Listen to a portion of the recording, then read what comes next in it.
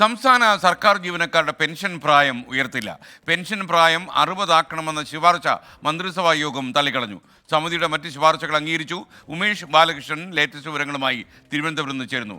ഉമേഷ് ബാലകൃഷ്ണൻ, യഥാർത്ഥത്തിൽ ഈ പെൻഷൻ പ്രായം ഉയർത്തുമെന്ന പ്രതീക്ഷ ആളുകൾക്കുണ്ടായിരുന്നു. കാരണം ഇത്രയും കൂടുതൽ ആളുകൾ തൊഴിലില്ലാതിരിക്കുന്ന ഒരു സംസ്ഥാനത്ത് അങ്ങനെ കയറി പെൻഷൻ പ്രായം ഉയർത്താൻ ഈ ഇടതുപക്ഷ സർക്കാരിന് കഴിയുമോ?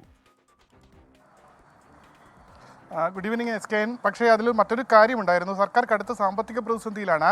അതുകൊണ്ട് തന്നെ അടുത്ത വർഷം റിട്ടയർ ചെയ്യുന്നവരുടെ ആനുകൂല്യങ്ങളെല്ലാം നൽകാൻ 100 കോടിക്ക് മുകളിൽ തുക കണ്ടെത്തേണ്ടി വരും. പക്ഷേ പെൻഷൻ പ്രായം ഉയർത്തിക്കഴിഞ്ഞാൽ ആ പ്രതിസന്ധി മറികടക്കാം. അതുകൊണ്ട് തന്നെ ഒരുപക്ഷെ സർക്കാർ ഈ ശുപാർശ അംഗീകരിക്കുമെന്നുള്ളൊരു തോന്നലുണ്ടായിരുന്നു. പക്ഷേ എന്തായാലും മന്ത്രിസഭ അതിന് അംഗീകാരം നൽകിയില്ല. 4ാം ഭരണപരിഷ്കാര കമ്മീഷനാണ് പെൻഷൻ പ്രായം 60 ആക്കണമെന്നുള്ള ശുപാർശ ആദ്യം നൽകിയത്.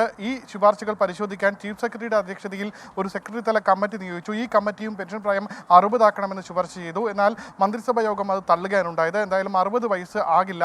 നിലവിൽ കോൺട്രിബ്യൂട്ടറി പെൻഷൻ, അതായത് 2016 ശേഷം സർക്കാർ സർവീസിൽ കയറിയ കോൺട്രിബ്യൂട്ടറി പെൻഷൻകാർക്കെല്ലാം പെൻഷൻ പ്രായം 60 തന്നെയാണ്.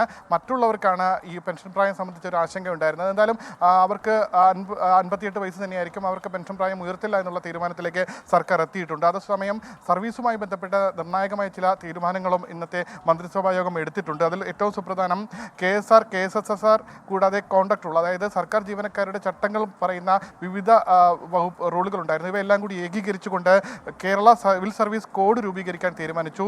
വിവിധ വകുപ്പുകളിലെ ഉദ്യോഗസ്ഥരുടെ പല പരാതികളായിരുന്നു. വിവിധ നിയമങ്ങൾ ഒരു വകുപ്പിൽ നിന്ന് മറ്റൊരു വകുപ്പിലേക്ക് പോകുമ്പോൾ ഈ പ്രൊബേഷൻ അടക്കമുള്ള വിഷയങ്ങളിൽ പല നിയമങ്ങളുണ്ട് എന്നുള്ളത്. എന്തായാലും അതിൽ ഒരു പരിഹാരം കാണാൻ തീരുമാനിച്ചു.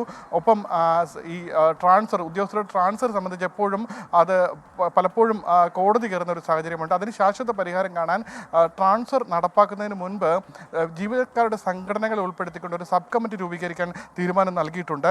കൂടാതെ മറ്റ് നിർണായകമായ തീരുമാനം എന്ന് പറയുന്നത് വിഴിഞ്ഞം തുറമുഖവുമായി ബന്ധപ്പെട്ടാണ്. 2019 വിഴിഞ്ഞം തുറമുഖത്തിൻ്റെ നിർമ്മാണം പൂർത്തിയാക്കണമെന്നായിരുന്നു ആദ്യ കരാർ. പക്ഷേ നീണ്ടുപോയി. കോവിഡ്, മറ്റ് അടിസ്ഥാന സൗകര്യങ്ങളുടെ ലഭ്യത പ്രശ്നങ്ങൾ, ഇവയെല്ലാം പ്രളയം തുടങ്ങിയ എല്ലാ പ്രശ്നങ്ങളും കാരണം പോർട്ടിൻ്റെ നിർമ്മാണം നീണ്ടുപോയി എന്നാണ് മന്ത്രിസഭാ യോഗം വിലയിരുത്തിയിരിക്കുന്നത്.